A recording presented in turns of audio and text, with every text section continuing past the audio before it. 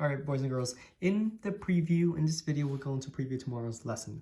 So tomorrow's lesson involves setting up proportions again to solve for a missing side. But the only tricky thing is that it's going to involve this type of triangle, okay? This is a right triangle. Now, a new vocabulary that you need to learn is what the side opposite of the 90 degree is, okay? The side opposite of a 90 degree for any right triangle is always going to be known moving forward as the hypotenuse, okay?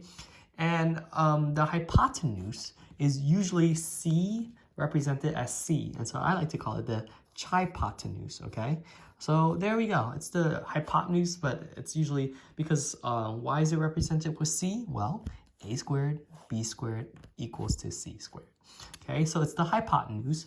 Now we also need a vocabulary for the other two legs, okay? So the shorter leg, it's gonna be creatively known as the shorter leg. So it's a short leg, right? And then the longer leg is also gonna be known as the long leg. Oh my goodness, okay? Pretty exciting stuff. Now, how do you get similar figures? I mean, similar triangles? Well, doing what we just did today, when you go from the vertex, right, and you extend from the vertex to the opposite side, you create an altitude, right? Here we go.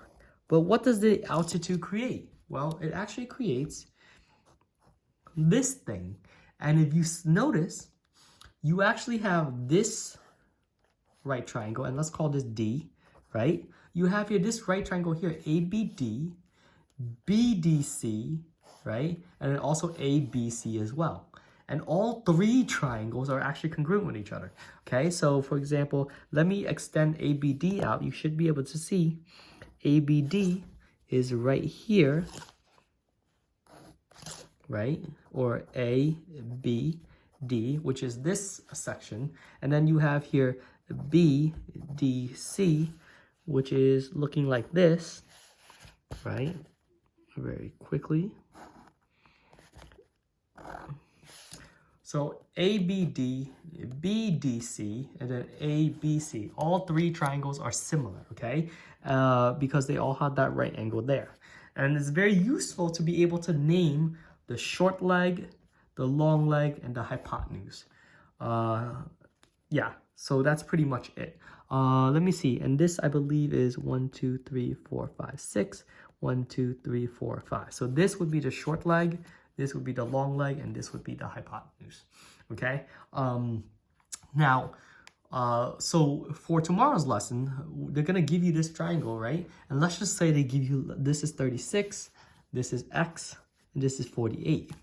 How do you go about setting up proportions, right, to get this to solve for x? Well, if you look at this smaller triangle, you could label it as 36 and 48 because you have it. And with this larger triangle, you can label this as 48 and x, right?